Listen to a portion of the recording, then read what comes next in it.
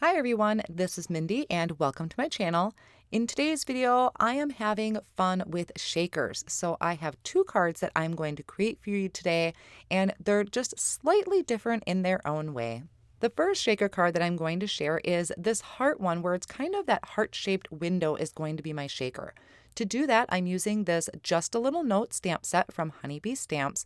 Now this one has a stamp set, also a coordinating die, and then there's also a layering stencil, and in the packaging on the back, it shows you each part of the stencil and what it fills in. And then also at the top of the stencils, it tells you the layers and what it fills in there as well. So the first thing I want to do is stamp my image. Now, whenever I have layering stencils with an image like this, I like to stamp it first in a light gray ink. And one of my favorite colors to do that is Misty Coast from Pink Fresh Studio. I'm going to ink up my image really well in my Misty tool and stamp this down. Now this is Concord & Ninth white cardstock, which is a nice smooth white cardstock. Once I stamp this image down, I'm going to leave it in my Misty tool. I'm not going to remove it just yet. Then I'm going to take this over to my magnetic work surface, and this is one by Tonic that I've been trying out lately. I like the color of it better on screen than my Make Art Station, but they work the exact same way. So I put a little bit of repositionable tape on the back of my cardstock to secure that down, and then I'm going to find layer 1 at the very top there. Now these are clear stencils, which may be different than what you normally see for stencils. This is a clear stencil, so I lined everything up. These are going to fill in some of the flowers. So I'm going to start with a light pink. This is Tattered Rose in a Distress Oxide ink, and I will go around with my blending brush and fill in that really light pink. Some of these flowers are going to have an additional color put over the top, so that's why I started out with a light pink. Once all those flowers are filled in, I can carefully remove this stencil, and then I can bring in layer 2. For this layer, I'm going to go full over bright red with Lumberjack Plaid because I actually haven't really used this a lot. So I'm trying to really pull this out and add this to my cards. Now I'm also using some foam blending tool because I just happen to have that in the Lumberjack Plaid. So now that I have that layer 2 over there, I'm going to go over those areas with my blending foam. Now I'm trying to avoid the center of this because the heart can be filled in with the blending tool on this layer, but I want that to stay white. I could mask that off, but all I'm doing is tilting my foam blending tool. So I'm kind of using the edge of the blending tool to get in all of the rest of the layers. Layer 3 is going to be adding in some green for the leaves and kind of those branches that are in there. So to start this one off, I'm going to use Twisted Citron. I wised up and I found my mini blending tools, so that makes it a lot easier to get into these smaller areas. Since there really isn't a ton of area that I have to blend, the mini blending tools work great for that. Leaving this layer in place, I'm going to bring in Mowed Lawn in Distress Oxide with that same blending tool, and I'm just adding this in kind of just small areas of that same stencil layer because I just wanted to add a little bit of contrast to that. So again, this was layer 3, so I will carefully remove that and bring in the final layer of the stencil. Now this one is just a little bit tricky. This one has the center of the flowers and also the rest of the green. So for the green, I'm going to use Rustic Wilderness, still in the Distress Oxide inks, but I'm being very, very careful how I do the color because I do not want to get the green in the center part. I want to do that in a different color, and if I add green over the red, it's going to create kind of a yucky color. So I'm being very careful and adding that green just to the leaves. Then I took a rag and I'm trying to just buff away some of that excess green so I don't pick it up with my next tool here. So for the center of the flowers, I'm bringing in, I think this is Aged Mahogany. It's a really deep dark red, just to make sure I have contrast between that Lumberjack Plaid that I previously applied. Now that all my layers are filled in, it's looking very pretty, even with this kind of no line look that it has because I use that light gray ink.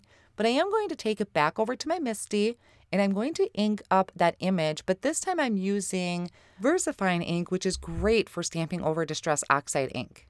Now, I almost always get a perfect impression on the first time stamping it down when I use a Versafine ink. So now that I have that down and all the details are in my flowers, I stamped a sentiment down at the bottom because I'm not going to be using that part of the card, and I'll die cut that out a little later. On that stencil, there was also a banner that I could have ink blended, but I decided to do this instead. So this is the coordinating die set. Now that top piece here, that would cut out the ink blended banner from the stencil. These three pieces are really cool layered up together. So the two I have kind of sectioned off there are going to be the same color cardstock. The one on the right is going to be a dark color. So it's really creating kind of that shadow look by layering up different colors of cardstock. I picked out a dark red. I think this is from Concord and 9th. And then I think the other color is Cherry from Hero Arts, I think it is. I'll double check and link it down below. So I used my Bitty Buzz cutter to die cut these pieces out of some scrap pieces of cardstock. And then as I lay the pieces out, you'll be able to see how they layered together. And this banner I think would be really fun, even like on birthday cards, just by changing up the color. Now I could have also stamped my sentiment directly on top of the banner, but I really wanted to die cut it. I kind of like having that white edge from stamping it and using the coordinating dies, which I'm doing here. I did the sentiment, the wreath itself, and then there's also a heart. So I'm going to cut out the center because that's going to be my shaker window. This piece that I'm adding some liquid glue to was another one I did where I stamped in that light gray ink, used the coordinating dies to cut it out, and then layering that with my stenciled one. And that just helps kind of add stability. Then I'm going to go in and start gluing together my banner using my liquid glue, just making sure that kind of overlaps so you can see that shadow look of the banner. And then I can finish it off by adding that liquid glue to the back of my die cut sentiment and adding it over the top. So even though I have a lot of kind of reds and pinks as a Valentine theme, I really like the sentiment that says just a little note. So this can be just a friendly hello type of card. Now I'm also taking that wreath die and I die cut it out of acetate. So it's going to be the exact same shape as the piece I cut out. I added liquid glue to the back of my blended piece and I'm adding this over the acetate. So this is going to be my window to protect my shaker bits. I have some foam strips that I just recently picked up from Concord and 9th, and these are really nice. They're a good size as far as width, and I removed the backing and also I removed it off of its sheet. And when you remove the backing, that allows you to maneuver your foam tape around your shape. Since this one is a heart, it would have been kind of tricky with any other type of like foam squares, and I want to create the well for my shaker. And that, I was lucky enough, it wrapped all the way around, even a little extra that I'm going to trim off. Just make sure that those pieces are really butt up next to each other because you don't want your shaker bits to fall out. I have a piece of white cardstock cut to 4 1/4 by 5 1/2, and I'm adding some of my shaker bits to kind of the center of it where I think my shaker is going to go. And I'll line it up, kind of look through, make sure everything is in place, and then just kind of gently apply this over my cardstock. You just want to make sure that your sequins or your shaker bits aren't stacked up on top of each other, because I only added one layer of foam tape, but I thought that worked really well. And I have a lot of movement in there. I probably could have even added a little bit more shaker mix. It's really just a guess on how much to add, what's too little, what's too much, but I think it turned out really good. Then finished it off by adding my sentiment at the bottom with foam squares. So this is shaker card number 1. My second shaker card is going to be using this Love A2. So this is a full panel that will be 4 1/4 by 5 1/2.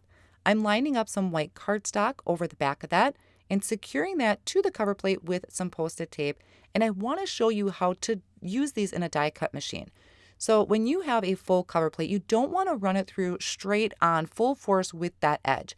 You want to tilt it so that your machine is kind of grabbing the corner first and then it's easing its way over the top. That is going to save you a lot of stress on your arms when you're trying to run that through the machine. I'm popping out all the negatives and I'm saving the center pieces of the letter O's, and I had die cut the panel twice, put some liquid glue over the top, and I'm going to layer these together once again to create kind of some stability because this is about an 80-pound cardstock maybe. It's kind of a lightweight cardstock, so I just want to add stability behind that. Then I'm going to line the back of this with some red line tape, which is a super sticky and strong double-sided tape. You could use some liquid glue, but there were a lot of open areas and I was a little worried about the liquid glue kind of spilling over. So that is why I switched over to this red line tape, removed the backing, and then added a sheet of acetate that is cut to 4 1/4 by 5 1/2. To create my well for this card, I'm experimenting with some foam strips from Waffle Flower. So you get 2 sheets in here, and there's a variety of widths, I guess you could say, as far as the foam tape, but they're all the same depth, which I thought came in really useful when I was going around the edge of my card and then adding a couple strips in the center just to stabilize it so the center doesn't kind of sag down. I want to add those center pieces back into the O's to make it like a full look for the word love. And to do that, I'm using the negative piece. I just placed it in the window, added liquid glue behind that center piece, and then popped that right in like a puzzle. And then I can just use my tweezers and kind of carefully pick that negative piece back up. Now my window is all complete, and I'm going to start working on a background. And I thought having an ink blended background behind my shaker mix would look really nice. So I'm going to use some of the similar colors that I did before, starting with a Tattered Rose at the very top.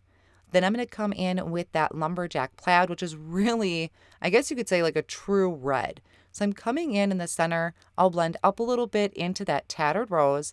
And then for the other color, I'm going to be using Seedless Preserves. I'll add that down here at the bottom using my foam blending tools. And then I'm just going to work my way back through the card and my blending tools to help kind of smooth out the transition between the colors, going back and forth as much as I need to. Some of it's going to get covered up by my shaker panel, so it doesn't have to be completely perfect. I'm also using a Post-it note to protect my fingers and also my cardstock, because with the Distress Oxides, oils from your hands can transfer to your background. So I like to use a Post-it note to protect my cardstock and my fingers. Now here is my well for the shaker that I'm adding some more of these kind of aura type of sequins mix to. I also have a bag of iridescent stars that I'm adding that into. And what I really like to do for full panel shakers is I take a tape of any sort, I tape down the corners, because as soon as I start removing the backing of the foam strips, my cards tend to start buckling, and that makes it really hard to attach the backing. So I like to tape those corners down, and then I can take my background, line up that bottom left-hand corner and that edge, and just carefully guide that paper along with my finger, and then just kind of smooth over it to make sure all of that exposed adhesive is attached to my background. I can remove those pieces of tape and flip my card over to see how my shaker looks. Now, once again, I really could have added more shaker bits to this, but that's okay. I'd rather have less than too much. For sentiment, I'm going to use the Love, Love, Love stamp set. I'm going to ink it up with some intense black ink and stamp this down onto some white cardstock. This is a brand new stamp for me, so I am going to stamp it again to make sure I have a really good impression. I'll then line up the coordinating die to die cut it out, and I'm also going to cut it out about 2 or 3 more times. I want to add liquid glue behind those and attach them to build this up, because I'd rather do it this way to add dimension versus fighting with small foam squares. Now in the home stretch of finishing up this card, I'm going to take some liquid glue, add it to the back of my small sentiment, and it did take me a little while to figure out placement because it really could go in just so many different places on the front of this card, but I decided to go up towards the top. So once I attach that down, I am going to take something heavy and place over it and let that sit there for a little bit. And once that's done, I have this really fun shaker card that says, "Love our friendship," which I think is so amazing to send to a friend. I hope you enjoyed today's shaker cards. I want to thank you so much for joining me today. I will have all of the supplies listed down below in the video description and over on my blog as well. See you soon.